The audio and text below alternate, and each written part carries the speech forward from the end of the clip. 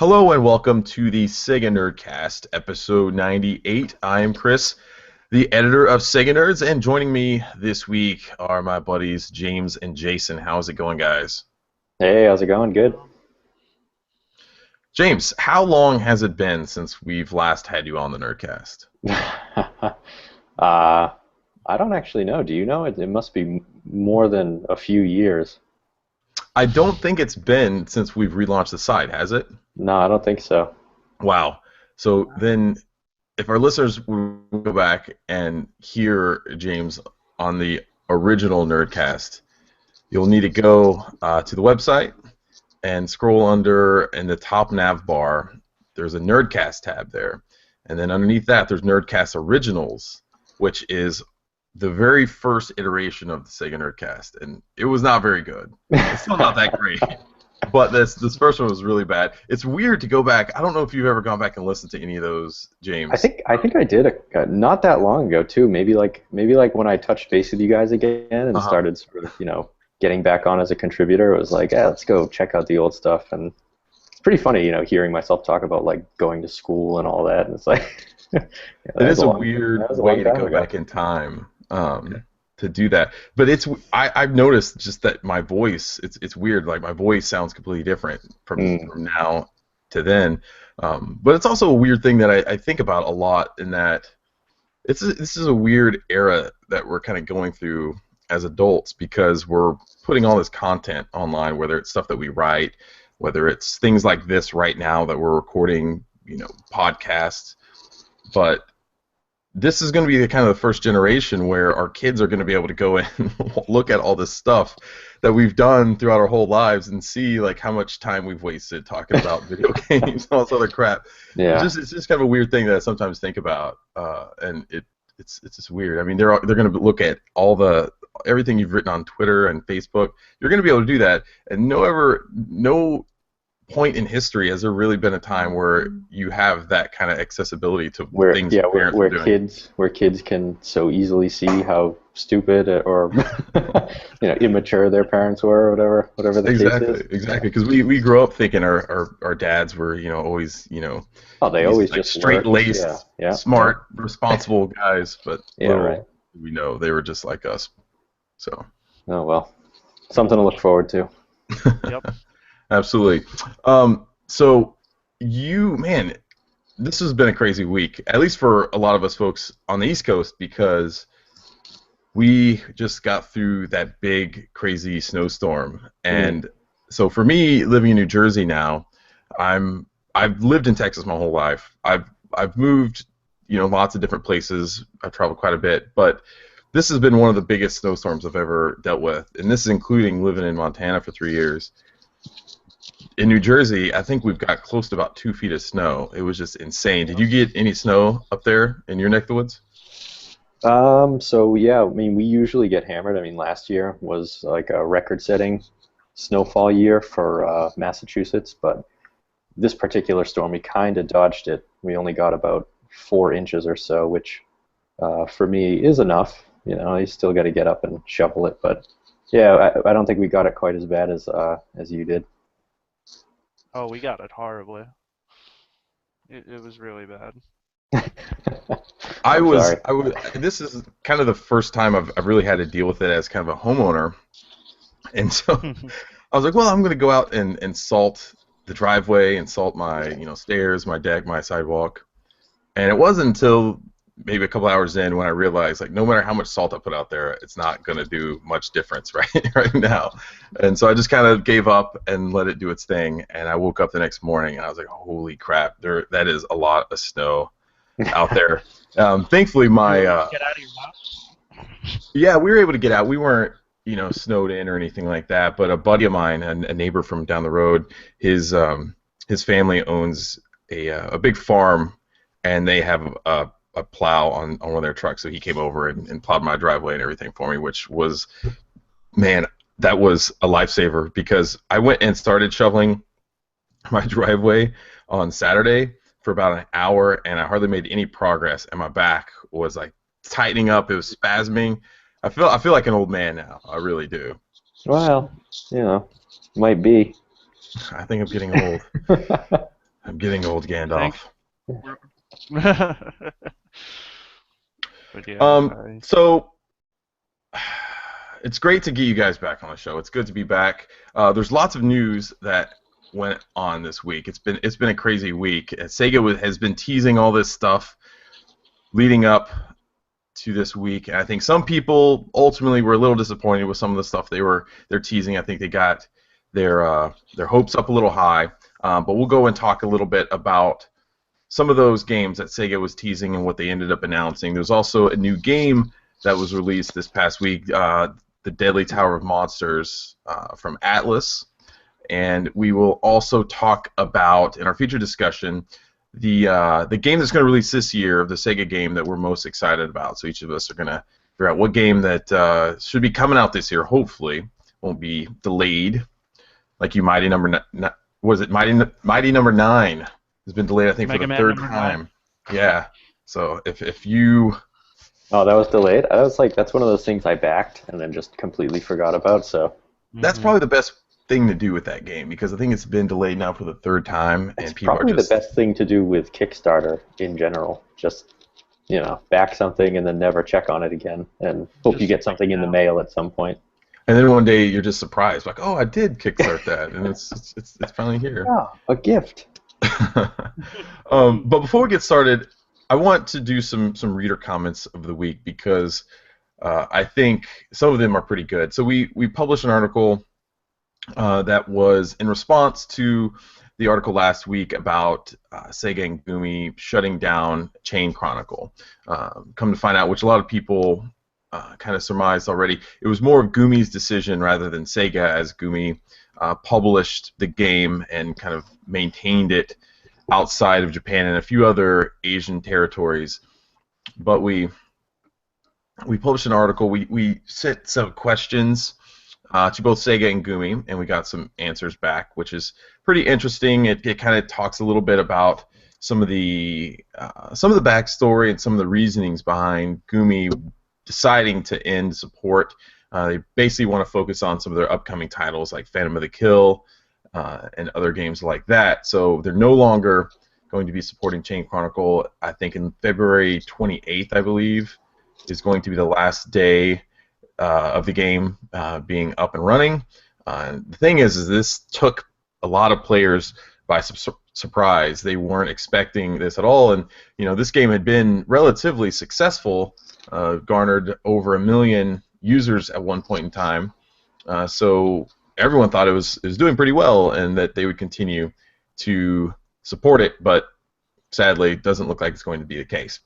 So I want to read a few of the comments, because, man, some of these people are pretty sad about that. So Potato Sasako writes in and says, "This is the first mobile app game that I've been enjoying. Sadly, to hear that it's shutting down. About a year of hard work I poured into this game.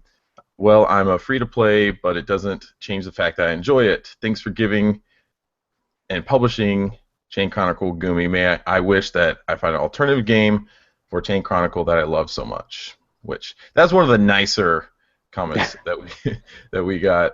Yeah, which is the opposite of Burn in Hell. Yeah, there was one comment, I'm not going to read it, but there was lots of F-bombs in that. So, let's see. Phantom of the Kill looks like Fire Emblem. Chain Chronicle was unique. This is one of the greatest mobile games I've ever played. Bring it back. Soul writes in and quotes a part of the article where Gumi writes in and says, "Bringing fantasy role-playing action that Chain Chronicle fans will enjoy." This is in reference to Phantom of the Kill.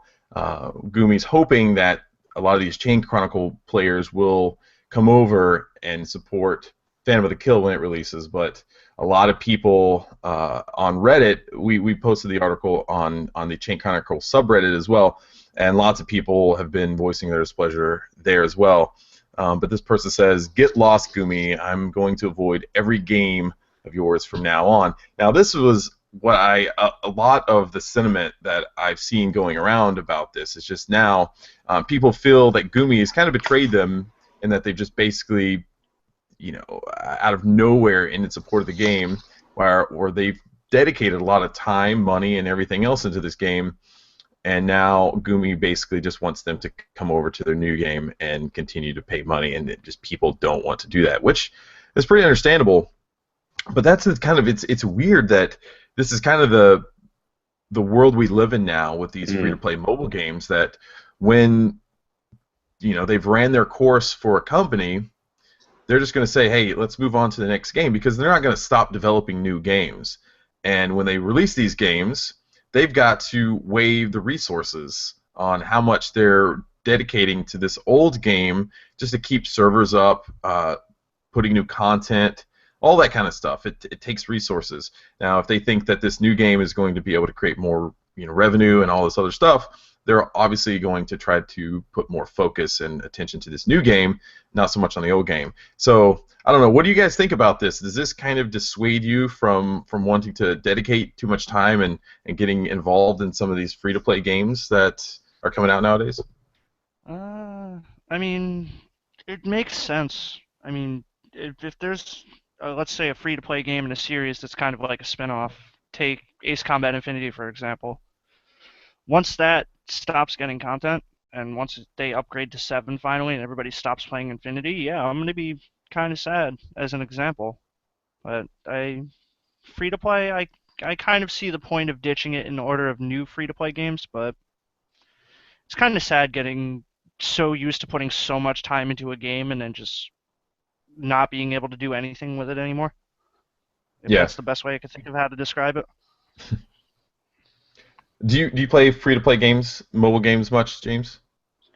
I kind of play them, I think, like a lot of people do, where it's sort of something to do when you're, absolutely have nothing else going on. And I do enjoy the certain ones, but I think what you're talking about is sort of a good example of why sort of all the digital sort of delivery of games these days, it might not be quite a good thing. Like, you download it, you don't actually have it, and if the company that you've bought the license essentially from to play that game decides to no longer offer it, I mean, you're kind of out of luck. So I guess that's a peril of these types of games. But yeah, I think I would just probably not spend too much money buying swords and shields and things, So if you like a game, probably just play it, frugally or with money that you don't mind losing, and enjoy it while it's there, because this is a good lesson that it's not going to last forever. That's absolutely right. That's what I do sometimes. I try to figure out how much I can get into some of these free-to-play games without paying any money whatsoever, and I feel like I'm kind of getting one over on them sometimes. To play without even putting any money in, it's just you have to put tons and tons of time into it. That's the whole trade-off. Yeah. You made an interesting comment there, James, when you said that you're basically paying for a license, and that's what a lot of people need to really understand when you are buying digital games. You don't own the game. You're buying a license, and they don't have to continue to allow you to be able to download that game forever. It's only a certain time frame, and that's what a lot of people learn the hard way with OnLive, that streaming video game service. This is a good example. Here's Jet Set Radio that I bought. That probably isn't there anymore now. Oh, that's so sad. Bought it. I bought Afterburner Climax before that got taken off of the App Store. So you buy it. I spent the money on it, but I don't have it. I mean, I have it on the Dreamcast, so that's good. But hey, you walked out. You still have Outrun.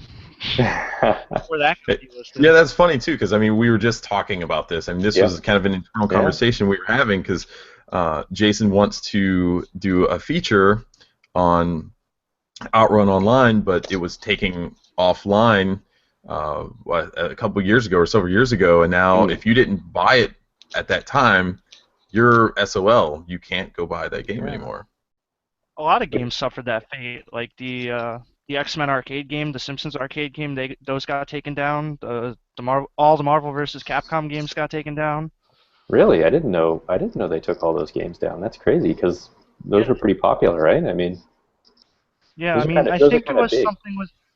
I think it was something with Konami and Capcom losing the licenses, but almost all the Marvel games got taken down. I remember that. Like even the Deadpool game that came out recently, that got taken off as soon as the Marvel vs. Capcoms got taken off. Hmm. Yeah, that's a weird thing because when companies and that it's most of the time it's all to deal with licenses, and once a company runs out of that license, what that license ends, that agreement, they can no longer sell that game anymore, and they have to take it off any app stores or web stores that they have. So it's just, yeah, like you said, lesson to be learned. I think a good rule of thumb is to buy physical whenever you can, and you don't have to worry about it. Except then you have to worry about your 3-year-old son who likes to go and scratch all your discs, things like that. But at least you have the game. So important lesson to be learned. All right, let's get into some news. And like we said, there was a new release this week, Deadly Tower of Monsters. Now this comes to us from Ace Team. It was published by Atlas. And this is kind of a unique game in that it's kind of got a B movie aesthetic to it. And have you guys seen this at all? It was released on Steam and the PlayStation 4 this past week. Nothing yet, as of so far. It looks really cool, and I've been meaning to really get into the game. I haven't had a chance to do it yet. Andrew wrote a review on it. He reviewed the game this past week. He gave it an average score.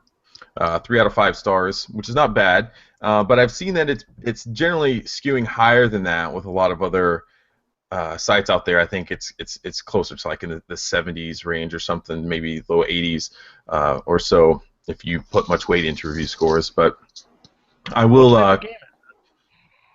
Let's see here. If you had to like pick a genre that it plays like.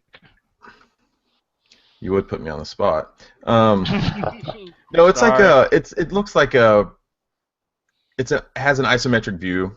It's a third-person like action game where you're basically running up this giant tower and fighting enemies. And so the whole thing is it's supposed to be set almost like a B movie set where the director of the movie is also narrating the game and all the action itself. So I think it's similar to not Braid, but what's the other? Bastion. I don't know if you guys played that game, where there's it tries to do like real-time narration of what's going on in the game, and so I think there's some of that going on in it. But one of the cool things about that's what you're talking about. What's that? The Stanley Parable. Yes. That weird game where. Yeah, Bastion also does it as well. But one of the cool things about it, all the enemies, they look like old B-movie and sci-fi characters from way back when. So some will look like they're stop-motion animated, like they'll have like giant gorillas or dinosaurs that look like those old stop-motion characters from way back when, and you'll have other characters that look like men in suits, and they're kind of walking around, and some characters have like strings attached to them. So it sounds kind of interesting if you're, especially if you're a fan of those old sci-fi movies and things like that. And which that's why this game kind of caught my attention from very early on. So I'm definitely interested in going and playing this game. It's still, I think, 30% off for the next few weeks. So I think you can get it for about $10 on Steam and the PlayStation Store. So it's only on PS4 and Steam on PC. I think it may also be on Mac and Linux as well. But if you're interested in a game like this, definitely check it out. If nothing alone, just for the visual aesthetic, I think it's interesting. Just to point at it and laugh. Yeah. Because of all the B-movie stuff. Absolutely. It looks like a game that would be good for multiplayer, like especially local multiplayer, if it has that. I'm not really even sure if it has that, but it just seems like a game that, like sort of good for like kids or even like teenagers or college kids to sit around on a couch, and play and laugh at and just sort of do wacky things. Yeah, I think that something like that would actually have a lot of potential to be cool, even if you could do some sort of like a two-player mode where you can kind of drop in some of the enemies and things like that, and Okay. I don't know. There's a lot of potential you could do some neat things with if you wanted to go somewhere differently than just a straight-up two-player co-op kind of game. It's kind of interesting. So actually, what was it? Zombie U did something pretty interesting in kind of a similar vein of what I'm looking at. Whereas I don't know if you guys played that on the Wii U, but so one player is the normal, it controls the main character, and it's a first-person shooter. But there's another, it's like a multiplayer local co-op mode where the other player has the gamepad, and you're controlling. You can drop in zombies, different types of zombies on the map, and other types of hazards. And so you're basically just dropping in enemies to try to kill the first player. And so there's some really neat things that's going on there, and I think doing something like that, I know it'd be kind of tough without a secondary screen, but doing something like that could be really neat, I think. So that would be really cool.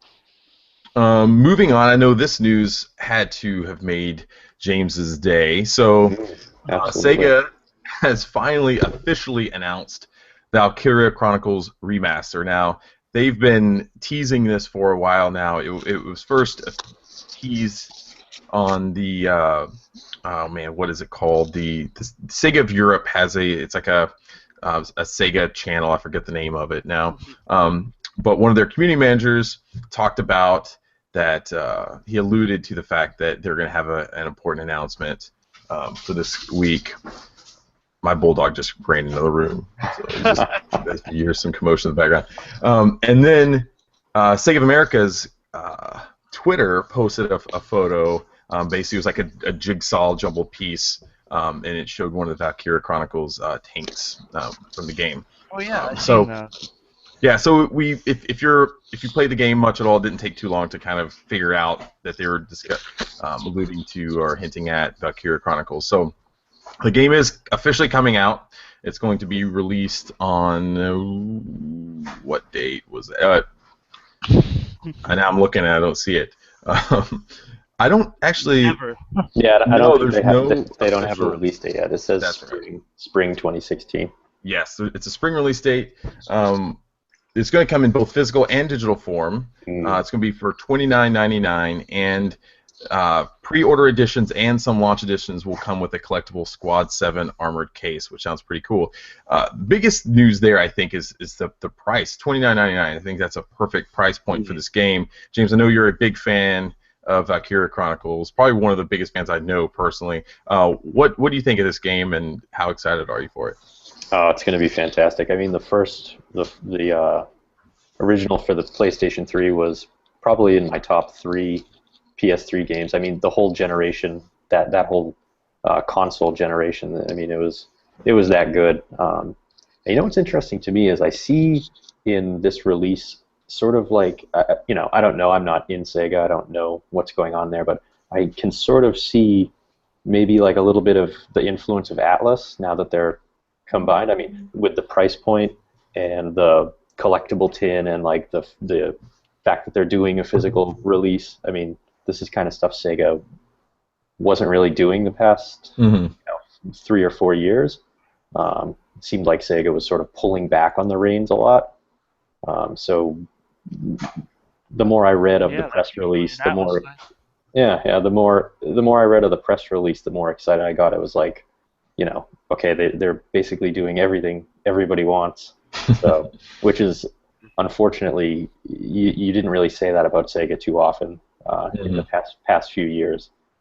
Obviously, they're making a big push now, and I think everyone can see that. But yeah, I'm very excited. Can't wait. I've been refreshing the page because it says to pre-order today, but none of the links are working to the pre-order. So I keep refreshing it, and like I'm posting on their Facebook page, like let us know. I've got my debit card here. That's funny. Ready to go. James is going to pre-order a single copy from every retailer. That's it. I went to each one of the major retail sites, Amazon, Best Buy, GameStop, and searched Valkyria Chronicles for each one, and no one has a listing as of yet.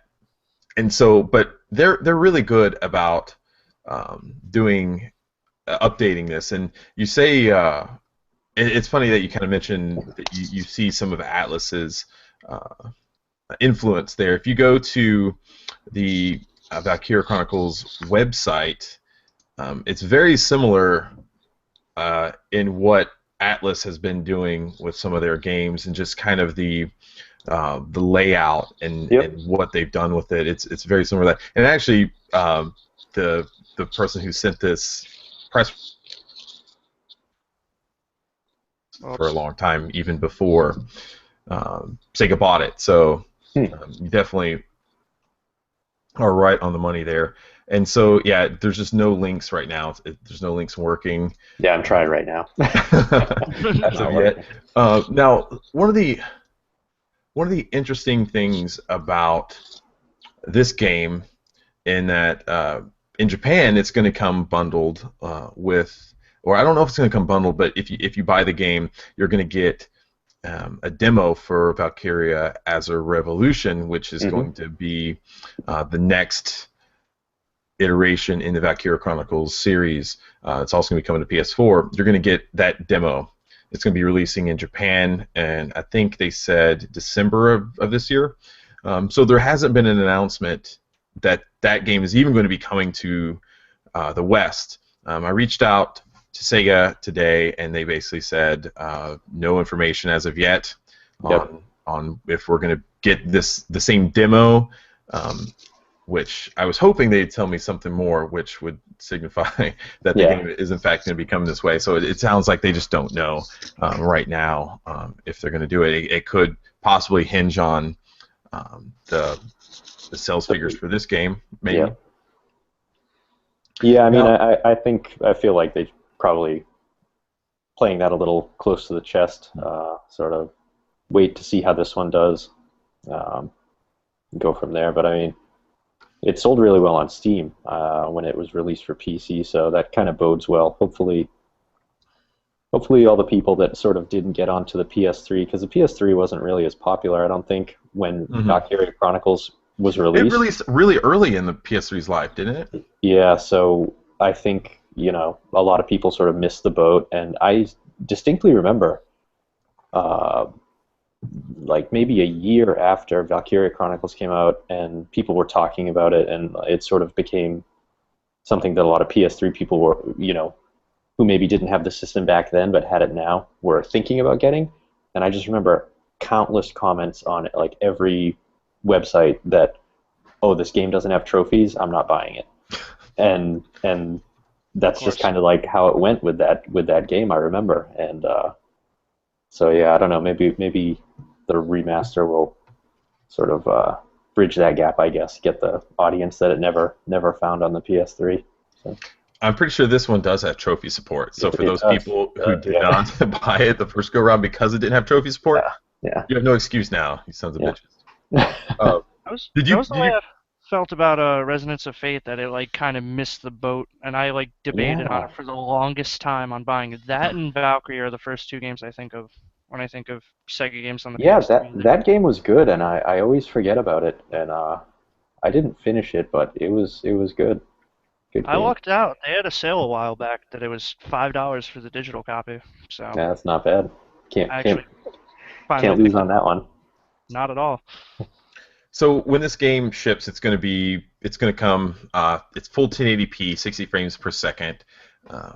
So you're going to be getting some of that upgrades. It's also going to have all the DLC episodes for Edie's mission, Enter the Edie Detachment, Silveria's mission, Behind Her Blue Flame, and Challenge Edie Detachment. There's also going to be an expert difficulty mode. Did you play the PC port, James?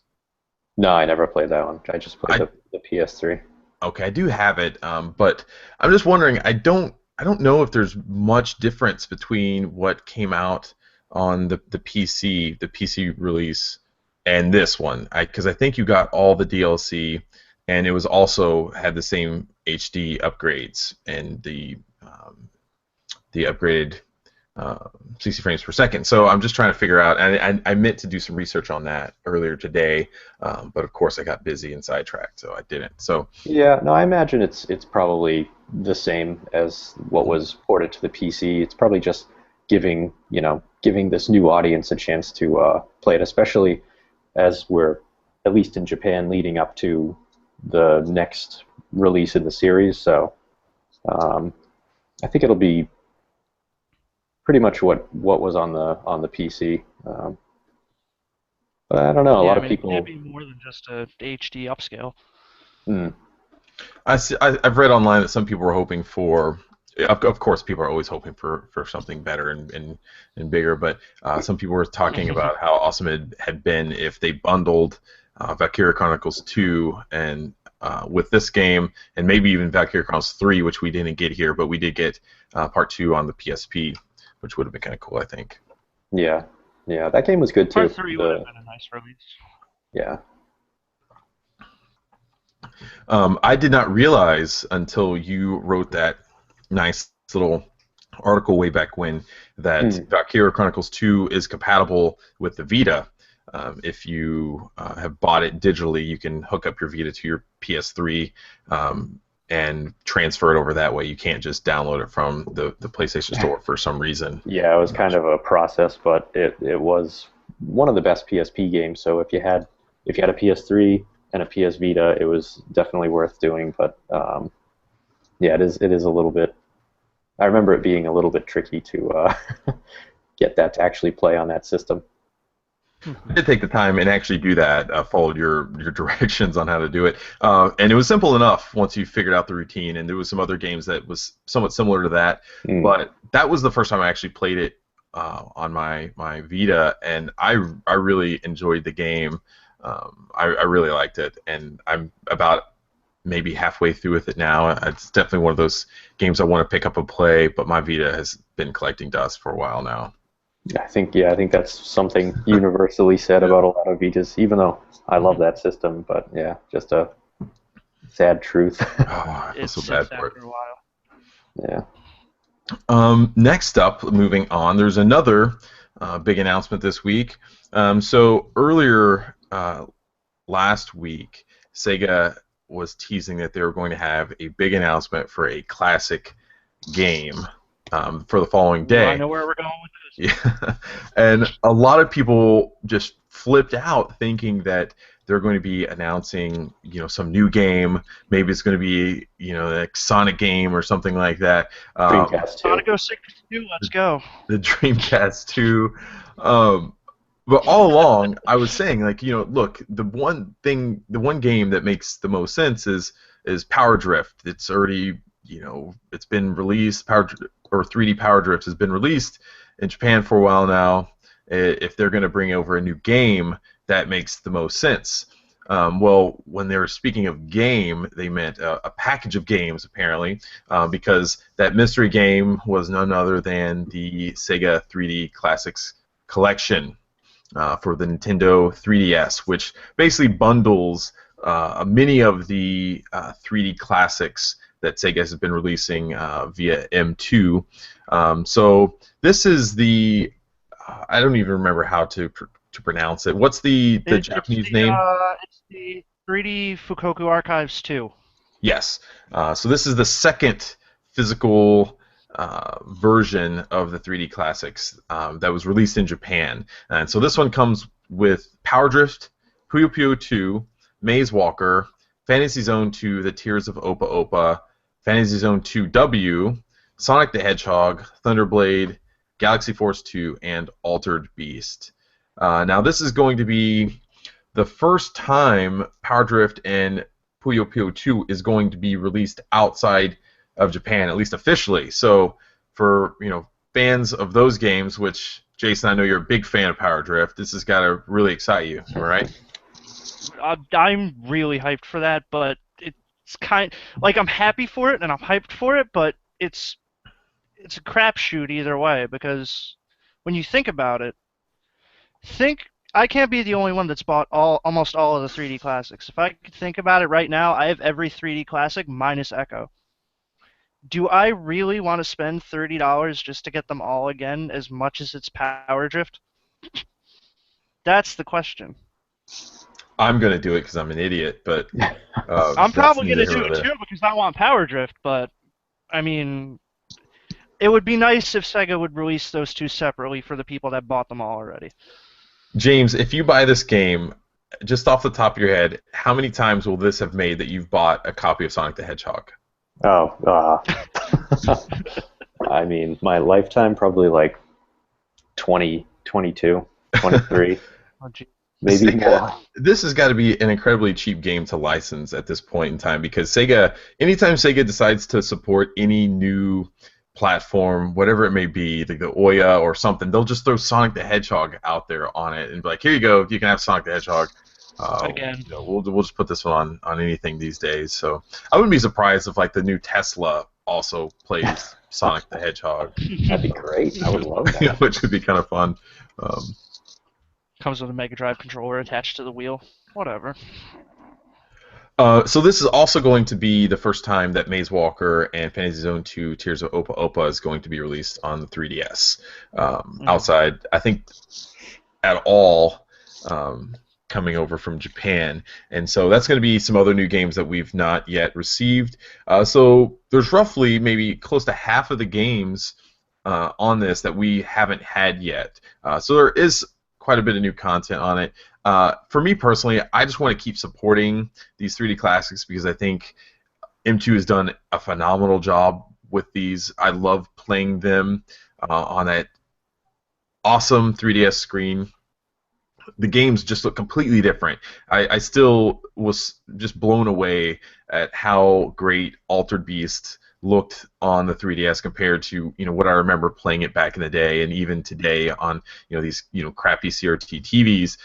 The visuals just look so muddy and kind of bland, and then playing it again on the 3DS screen, everything pops out. Everything's really crisp and clear. I think it's absolutely worth it. Hopefully, we keep supporting these games, and Sega will continue to bring out more and of these 3D classics, which I think are a real treat for those of us who really enjoy the old classics. All right. Yeah, that's really it's worth it to support it. I mean, M2, I can't say enough how appreciative I am of them doing this 3D classics thing. I mean, I've never they've done played such a much of great job so far. the Puyo Puyo games. Have you guys ever played those much? Puyo Puyo, that was what Dr. Robotnik's Bean Machine was called. Yeah. I mean, I played that a lot. I had a Puyo Puyo game for I think the PSP a long time ago. I think it was Japanese. Maybe Puyo Puyo Fever. Does that sound right? Does anyone remember that? I've never played any of those games. That's Yeah. either that one or the one on DS. I think it's the one on DS because I remember. Yeah, you might be right. Well, I remember when I played it. I like those sort of match 3 or match whatever games. They're just kind of fun to play for a little bit and then move on. So, yeah, I mean, speaking to this 3D collection that's coming out, I mean, personally, I haven't played half of the games on there. So, yeah, I mean, I think there are a lot of people out there that sort of like me haven't played everything, and they'll probably pick it up. I can see this being a successful game. I mean, it sort of offers a lot of value, I think. Absolutely. Jason, really quickly, so for those of us who aren't familiar with Power Drift, what can you tell us about the game? Okay. Power Drift, in the simplest terms I could think of, think a kart racing game on a roller coaster that you race circuits and you turn into the Afterburner jet. Wow, that sounds pretty amazing. I don't know. It's one of the, I want to say one of the better Yu Suzuki titles, if you could think about it that way.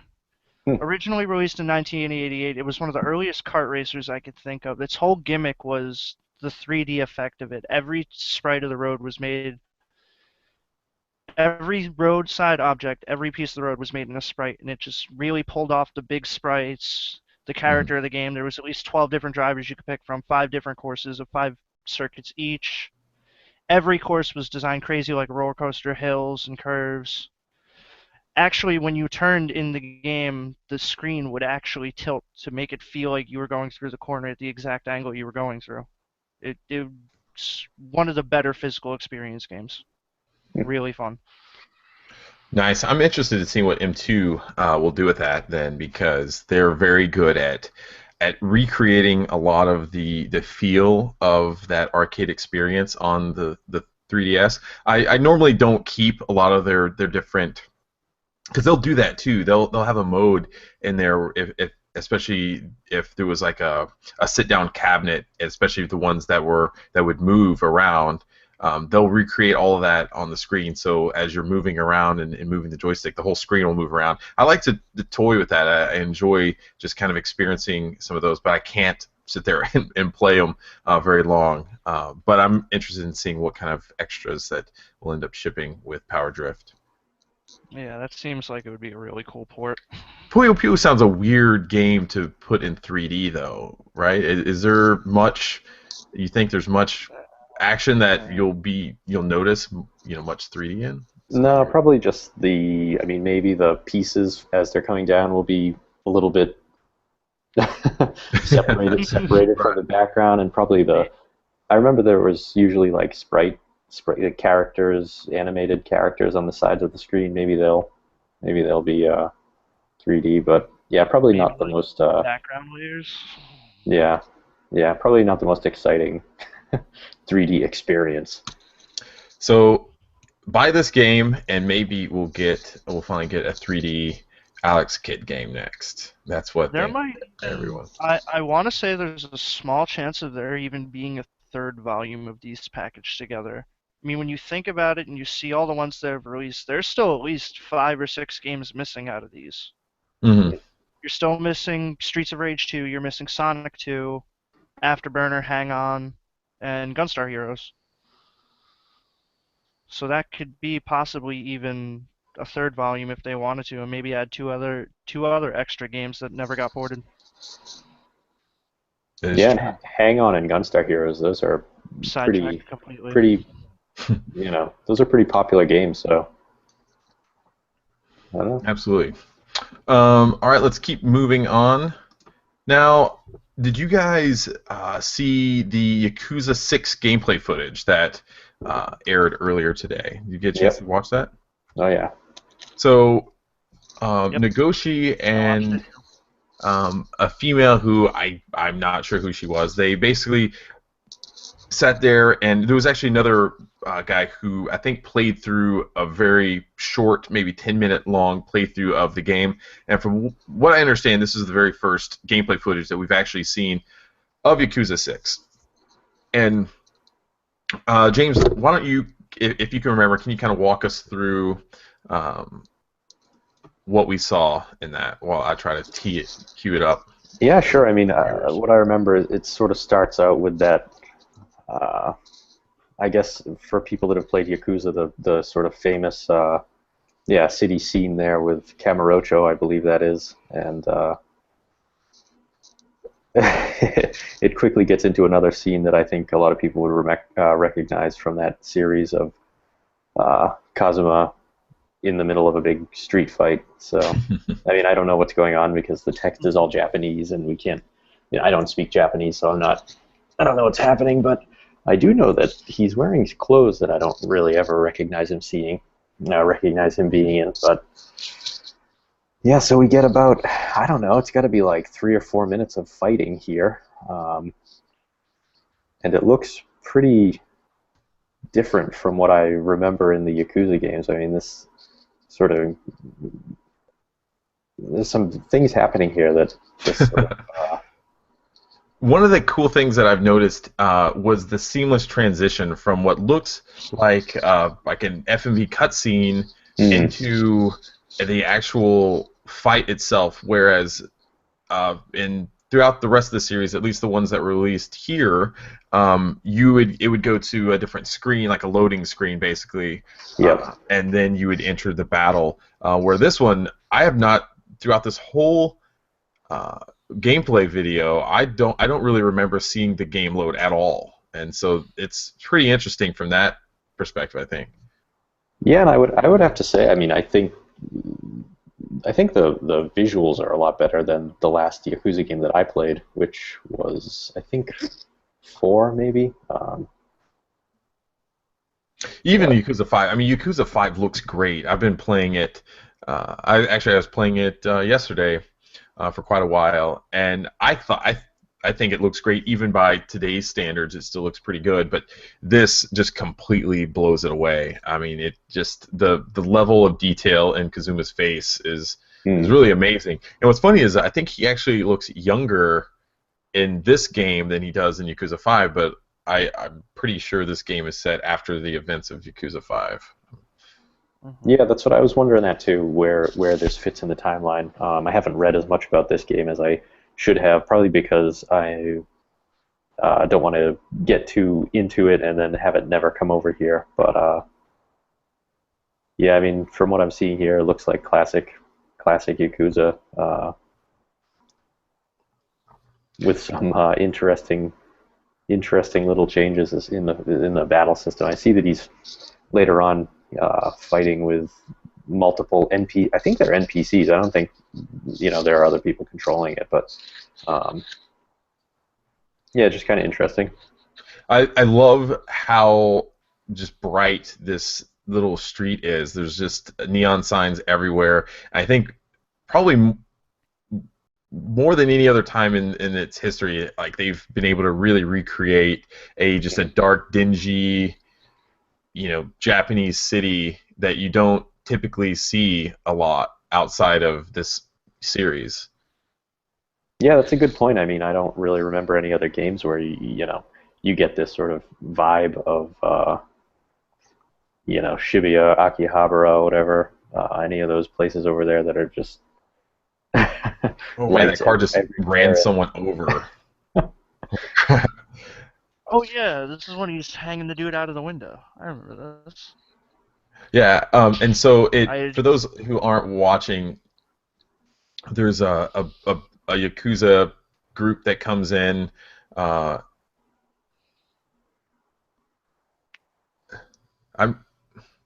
getting some weird other sound coming in. I think it's some.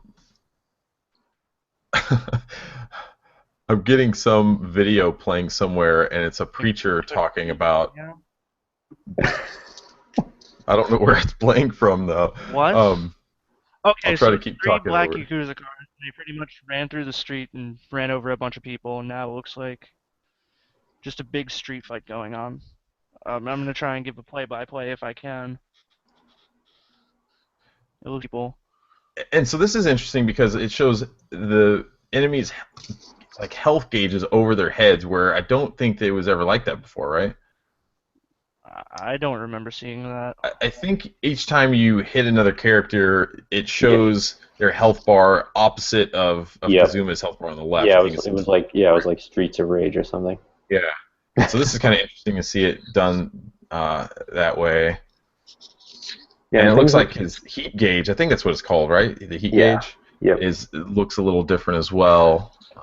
It's like it's somehow a little bit more violent than the other ones, which is kind of funny to me. I don't know.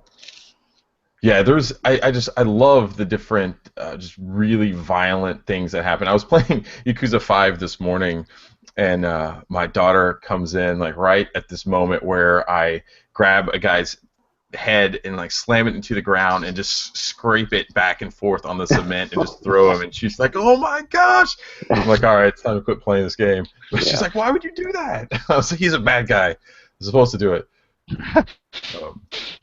But yeah, this game looks really good. Guys, that's it. Yeah, it looks beautiful, to be completely honest. I'm interested in seeing, because playing Yakuza 4, I thought that the battles were more difficult than they were in Yakuza 5. I've been playing through Yakuza 5. I'm about maybe 15 to 20 hours into it, and none of the battles up to this point while playing the game have really felt all that difficult. And so I'm wondering what they're going to do with just the difficulty within the battle. And I'm playing on just normal difficulty. I'm not playing on easy or anything like that. It just don't feel as challenging as they have in other Yakuza games in the past. And I don't know if that was maybe something that Sega did on purpose, just to try to maybe open up the game to new people, or what, and kind of what their intentions are going to be with Yakuza 6. I don't know. Yeah, it might have been deliberate to try and maybe streamline the experience a little bit, but it's a tough debate. Let's see here. Going to Gamatsu, they had they covering this game really well, and so here in a couple days on January 28th, there's going to be a demo for the game for those who have purchased Yakuza Kiwami, which is basically a remastering of the original Yakuza game for the PlayStation 4 and PlayStation 3 in Japan. And so one of our writers, Lee, has done that. He's a big Yakuza fan, and so he is going to be, let's see here, he's going to be writing a preview of the demo. So check back on the site maybe sometime later this week, and you will be able to get that. So yeah, I mean, I think that game's looking really good. I really hope we end up getting that here. And judging by what Sega's been doing with Yakuza and now Valkyria Chronicles, it seems like that's going to be one of the games that they're going to want to bring over and continue to focus on. I don't know, what do you guys think? Yeah, I mean, if you had asked me a year ago, I would have said, no way, it's not going to happen. But just the things that they've been doing the past 5 months or so have really sort of given me some hope, I guess, for what's to come for Sega and gaming in general, really. I mean, because Sega was always my favorite game company, so as they sort of stopped doing things that I thought were super good, I kind of got a little bit out of video gaming. But I've been definitely looking forward to what they're going to be doing this year and maybe next year. Yeah. Absolutely, and that actually is a good segue into our next topic. It's going to be our feature discussion, where we're going to discuss our most anticipated Sega games that have been announced for this year, that will release this year.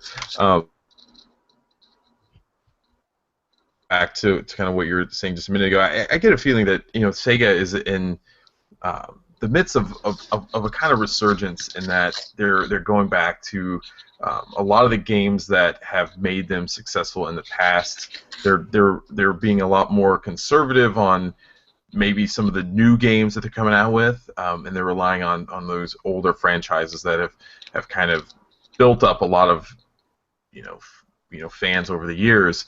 And so I'm hoping they continue to do that with games like Yakuza, or series like Yakuza and Valkyria Chronicles. So having said that, what game are you most excited for this year? Shall I go first? I mean, yeah, I would have to say, well, it's difficult to say. I mean, if we're including Atlas games, yes, I think it's coming out this year. Persona 5. But better. It was supposed to come out last year. they delayed it to this year. So. Yeah, so I mean, I would just naturally say Valkyria Chronicles, but where Persona 5 is sort of a totally new, experience, it's just gonna offer that sort of, new feeling of experiencing something that you haven't really done before. And Persona 4 and Persona 3 before that, I mean, for their respective systems, I played Persona 4 on the Vita, and Persona 3 on PS2. Yeah, and those were just, for those systems, they were pretty much among my favorite games ever. So really looking forward to Persona 5, and close second, I would have to say Valkyria Chronicles. Persona is just such a strange game for me. It's so weird. It's really kind of hard to explain what it is. I guess it's half RPG and half Japanese school simulator. Yeah. But It's like a social simulator. You got your friends, you got your girls that you're interested in, you got your clubs that you go to, your sports you play.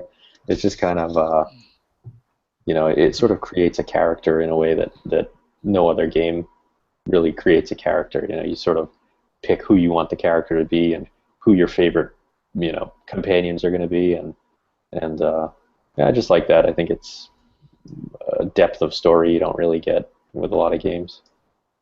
I think the localization that at least that they did on Persona 4 Golden was top notch when they brought it over here, and that's still like the one game. If you talk to Vita owners and you say, "Hey, what game should I get?" That's usually the top game that they say, "Hey, get Persona 4 Golden because it's amazing," and it really is. I'm sad to say that I haven't put a ton of time into it. I think I'm maybe 10 hours or so into the game.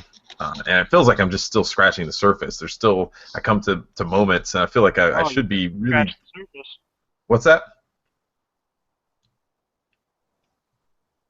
Oh, well, I feel like I should be like really deep into the game, and I normally probably would be with most other RPGs, but I still get to points where I'm learning like a new technique or a new gameplay mechanic and things like that. So the game it seems to be very, very deep, very in depth, and I think that's probably going to be the same thing with Persona 4, or I'm sorry, Persona 5 when it comes out. So looking forward to that, absolutely. Should go back and play 3. I think I have it actually. Let's see. Hang on. Gotta watch Chris dig through his games. Yeah, I have it right here. Like, hey, there you go. Oh, you have the FPS version too. That's the better version of P3. Yeah. I think this actually might be my little brother's copy. I can't recommend P3 enough. Like, if I had to pick one game out of the Persona series, it would have to be P3 as opposed to 4. I don't know. I like the feel, and I don't know. It just got me. It brought me in more than 4 did. Yeah, just had that special something. That's the way I can describe it. Yeah. Interesting. All right, Jason.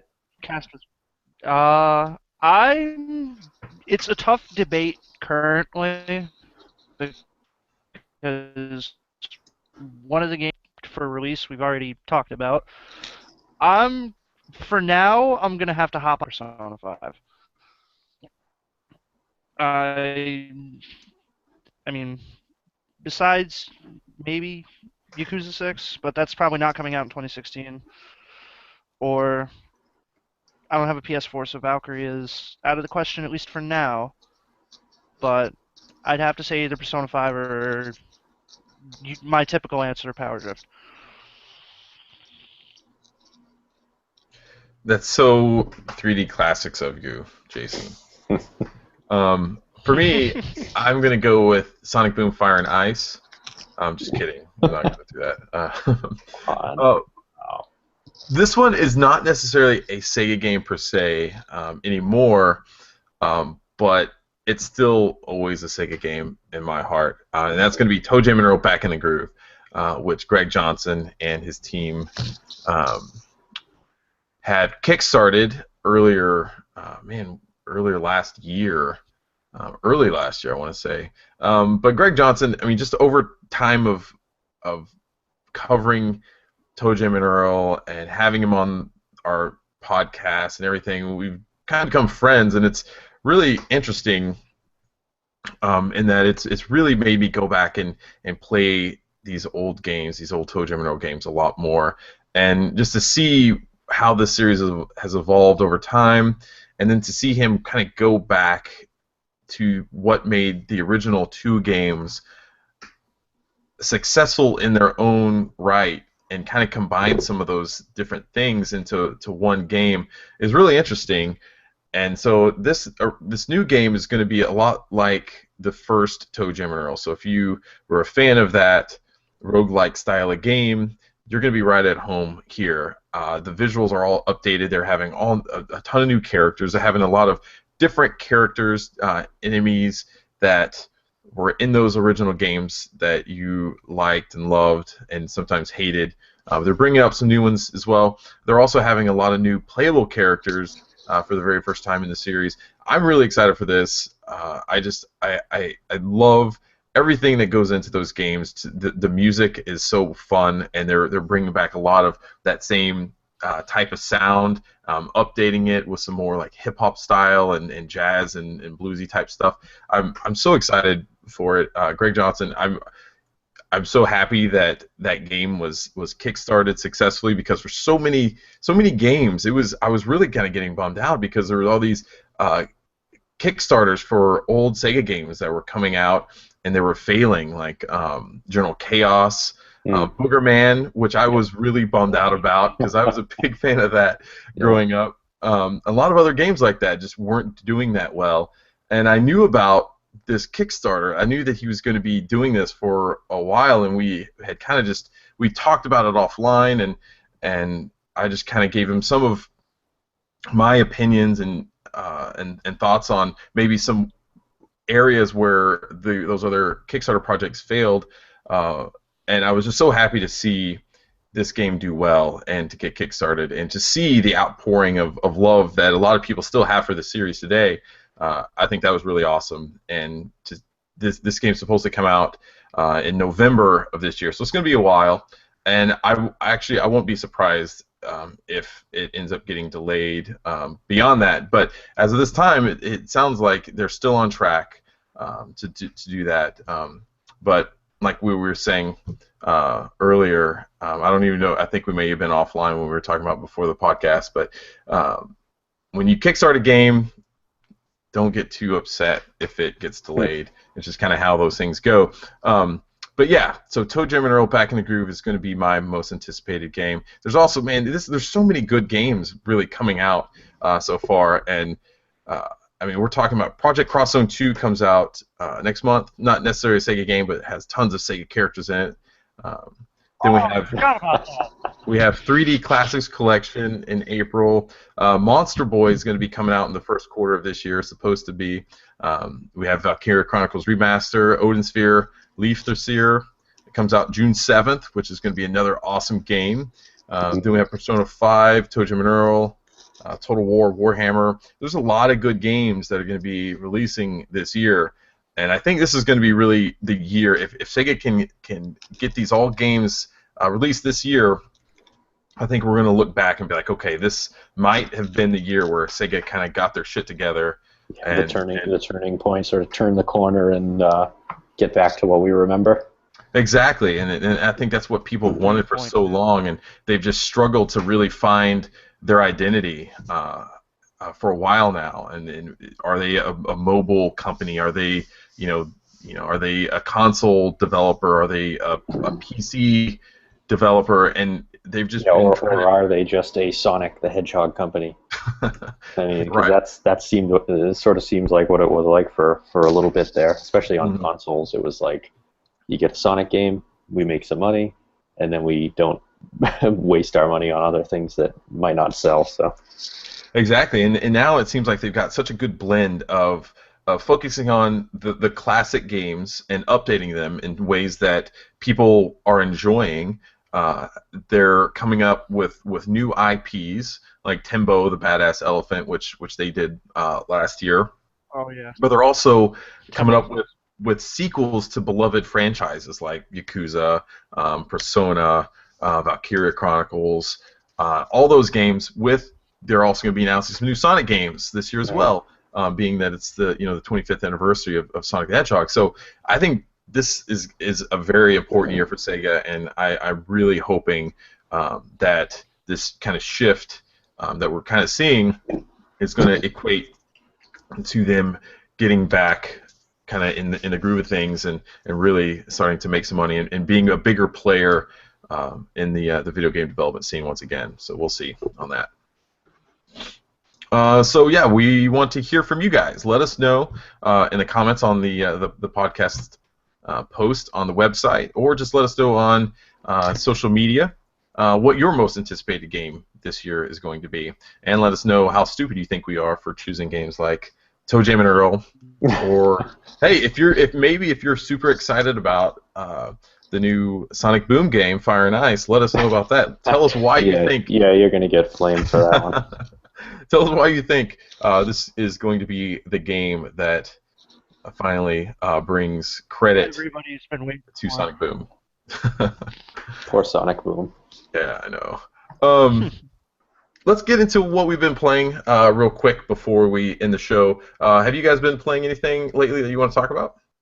Yeah, absolutely. I've been playing Star Wars Battlefront a lot Nice. for the PS4, and it's a fantastic game. Can't say enough good things about it. It's might be the best looking console game I've ever played, and just the way it's balanced with the multiplayer is fantastic. There's no one set of perks that makes you all powerful, and yeah, it's just fantastic. And coupled with the fact that I saw the new Star Wars movie not that long ago, it's like I'm on this Star Wars nerd high that is bringing me right back to when I was 11. So it's fantastic, doing things I used to literally dream of doing, like flying a TIE fighter or whatever. So yeah, great game. And if anyone is on the fence about it, I would recommend it.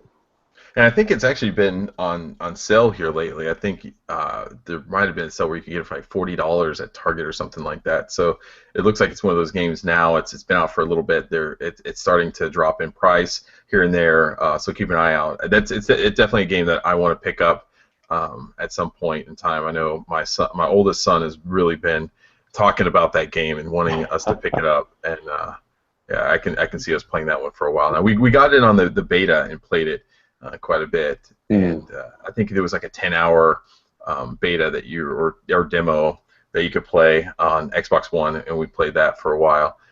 Definitely a cool game.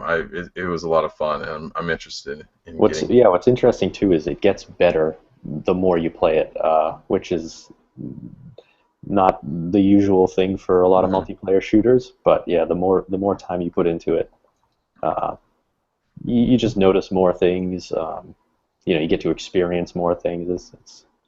Have they said that they're going to be bringing new content to it? Are they doing that? Yeah, it's kind of controversial with gamers because it's all going to be DLC that you need to purchase, but they're also offering the season pass, which you can get everything for what is, I think it's supposed to be some sort of discount. Like I don't know what the percentage is, but yeah, it's like $49.99 or something like that. Yeah. Holy cow! It sort of rubs people the wrong way, because you already bought the game once, and it's almost as if you're buying another full game, which I understand, but that's not going to stop me from buying it because it's just what they've given so far has just been so good that I just want more of it. So. Now, do you have to buy the DLC to continue playing the game? Is it one of those like no, you lock you out of the game? Nope. You can turn on and off whatever DLC you may have purchased. So if you haven't bought the DLC, you'll just get paired with other people that also haven't bought the DLC. So it works, but yeah. Makes a lot of sense. Interesting. Jason, what about you? Been playing a lot of random stuff this week. I actually got into some Sega CD earlier today and yesterday. Nice. What were you playing on Sega CD? I've been playing the port of Ninja Warriors, which is an early Taito arcade game, and I've also been playing Snatcher. I saw the Happy Console Gamers video on Ninja Warriors, and it really got me wanting to play the game. I'm not that familiar with it. I didn't know that it wasn't released here on Sega CD, was it? No, it's actually Japan only for Sega CD. There's a Ninja Warriors is one of those Taito games that not many people know about, but if you want to try it, it's worth a play. You can get the the PC Engine version or the Sega CD version, but it's one of those Taito games that you pretty much have to play. Now he said that know about their earlier history. He said the Sega CD version was the definitive version on like home consoles. Do you know the difference between the two? Between the PC Engine and the Sega CD, they're both roughly the same, minus the graphic quality. I mean, obviously the PC Engine version scaled down a little bit because it didn't have the graphics power of the Sega CD. But the Sega CD version, more or less, is an arcade perfect port with even the option of an arranged soundtrack. Now, was that released on any like the Taito collections or anything like that at any point in time? I know it was all the rage on like the PlayStation 2 and 3 for companies to do that. So it was never released here? N no, Ninja Warriors never got a port on any of the Taito collections. That's a bummer. Which is a shame because Chase HQ kind of suffered the same fate, at least in America. I mean, Japan got both Chase HQ games in them. And so for folks who don't know anything about the game, looking at him play through the game, it reminded me a lot of Shinobi. It's kind of a 2D side scroller where you're a ninja and you're throwing shurikens and stabbing people with a knife. But you're apparently a robot dressed in a ninja costume, am I right? Yeah, you're pretty much a robot dressed in. You're pretty much a Terminator, more or less, like a ninja Terminator sent on a mission to assassinate a president or something like that. It's a crazy game. It's such a Japanese style or game. That the premise is just so wacky. It's very Japanese. It is. That was Taito back in the day. They did a lot of crazy games besides that. But I've been pretty much playing that, Snatcher. I've been playing Afterburner 3 as well, which is the one Afterburner I didn't really spend too much time on, even though it's just a version of G-Lock. And then on the Xbox One, I've been playing Saints Row 4. And very, that's about very it. good game. I love Saints Row 4. Hopefully, we'll be getting a new Saints Row game before too long. I absolutely love that series. It's so out there and wacky. I loved that they didn't continue to follow in Grand Theft Auto's path and try to be a Grand Theft Auto game. They went the complete opposite way with it and just made it really over the top and silly. It's just basically like, whatever you want to do in a video game, let's do that and make it as fun as possible. If you want to fly around in a supersonic jet and like just shoot stuff and jump out and do all this crazy stuff, run around and beat people with like a 4-foot-long dildo, you can do that in this game if that's what you want to do. And that's what they made. They made that game, and it is a lot of fun to play. It's absolutely crazy and over the top. I love that series. Have you played the new expansion? No, I've not played the new expansion. What? I think it's Gat Out of Hell, isn't it? Yeah, that one's kind of cool. You get a gun that shoots bees. Like it's pretty nuts. That's crazy. But that's more or less. I agree with you. I fell in love with the Saints Row series ever since they started ditching the whole try to be like Grand Theft Auto and just make it all about fun. Like honestly, Saints Row the Third is one of my favorite game generation. Just because of how much fun I've had with it. Yeah, it is a very, very good series. For me, I've been playing more of Yakuza 5, like I said earlier, and so this game, it's finally gotten to the point where I've really started advancing into the main story. For the longest time, I was just going around just doing side missions, like you can drive around a taxi, so there's all these taxi missions that you do, and it's a lot of them are just I mean, you just basically it depends. Like someone can get in the car and be like, hey, I need to go to a meeting really fast, so get me there as fast as you can, or it can range to someone wants to follow a different a car ahead of you, and so you've got to follow them within a certain distance. You can't get too far behind, or you can't get too close, or they'll spot you. And so it really ranges between the different kinds of taxi missions. Taxi races. You could play Sound Shower in the back. Yeah, that's a whole different aspect of what goes on with the taxi driving, because there's all these street racing gangs that start challenging you to race, and there's just this ridiculous reasoning in the game for why you have to do it. But it makes for really fun, and what's cool is that as you continue to race and as you continue to go out on taxi missions, you can upgrade your car to the point where like you're tuning it to put on like a turbo, and you could paint it, and you could just do all these things where not only is it becoming a more faster car, but it's also looking more like a race car than just a standard taxi car, and it's really neat. But aside from that, you can just go around and take photos of different areas in the city, which James, I'm sure you would probably kind of enjoy from that. Absolutely. You can go and go cook ramen, and just all this crazy stuff that makes the game really fun. You can go play Virtual Fighter 2? You can actually, yeah, you can go into a Sega arcade and play games just like you did in, Shenmue. You can do that kind of stuff. But I was focusing on doing all of that stuff for a very long time when I was playing the game, and that's probably why I've been playing it for so many hours and really haven't got that far in the game. But I finally started focusing on more of just advancing the story.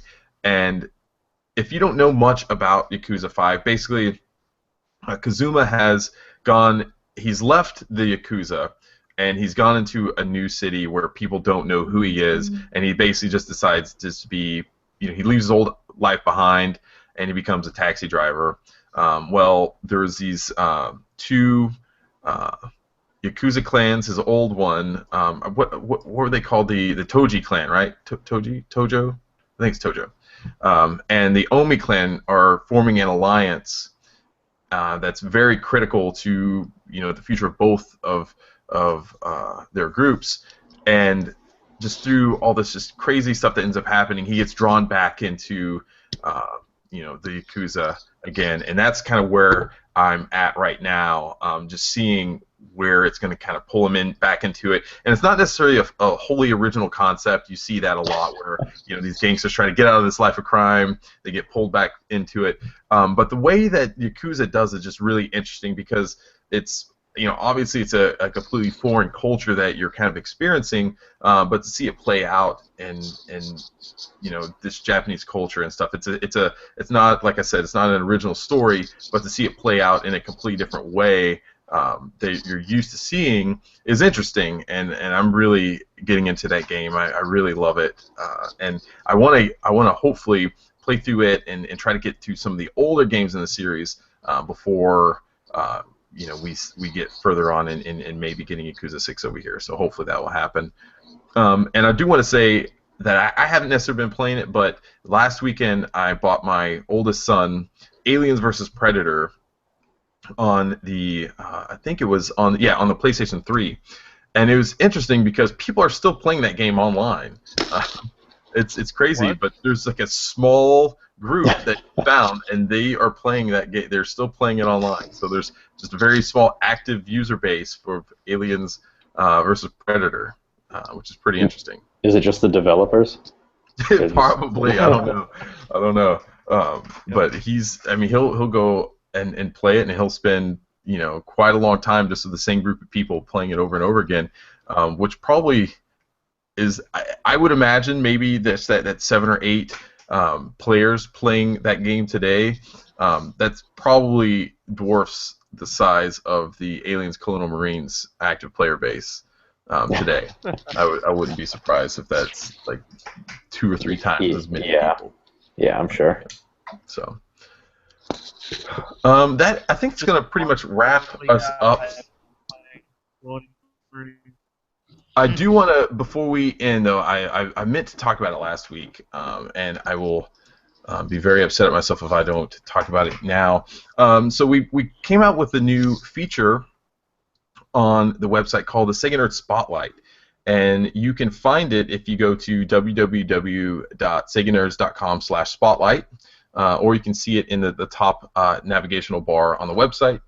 Basically, what this is, we want to highlight people within the community who are doing cool things. So whether you might make some Sega-inspired music, make YouTube videos, live streams, anything that you do that's creative and cool, we'd like to highlight your work. And so go to the Spotlight page, and you'll see a series of questions that you can fill out and complete, and then just send it to us, and we'll get that in an email, and we'll get back to you with maybe some additional questions and things like that.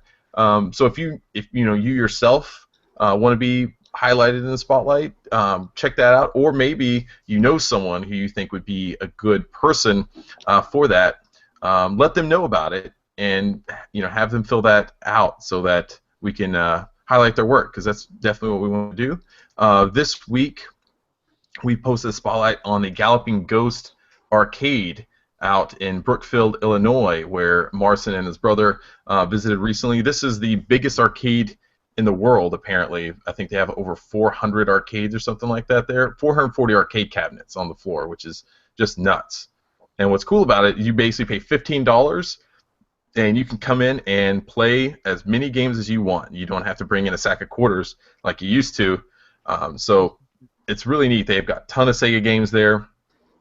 And it's pretty interesting. If you go there, there's a video that shows a walkthrough of the arcade, and you can go in and see some of that, which is really neat. So definitely check that out, and also check out Andrew's review of Deadly Tower of Monsters as well, and see if it might pique your interest in going back and playing that game. We're also going to have that demo preview of the Yakuza 6 coming out later this week or maybe early next week by Lee. I don't know exactly when we should expect it, but it should be around that time frame. That's going to be really interesting because, like I said, we still don't know if we're going to get that game yet or not, but hopefully we will. Lastly, just follow us on all our social media accounts, please. We want to increase our followers as much as possible, just to help spread the Sega news as much as we can. So on Twitter, you can follow us at SEGA Nerds. Facebook, it's facebook.com/theSegaNerds.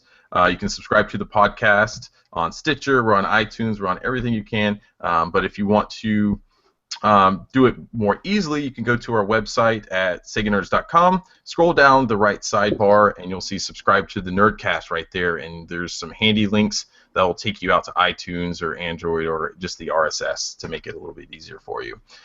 So I think that's going to do it. James and Jason, thanks for coming on the show again. Hopefully we won't wait like another 10 years to have you back on, James. Yeah, we'll see. I don't know. No, take it. Yeah, I'll be back. Thanks. Maybe your daughter will be a teenager by the time you're on there. So. Hopefully not. But anyway, that's going to do it this week. We will be back next week bringing you all the latest Sega news. We will be back. Take it easy.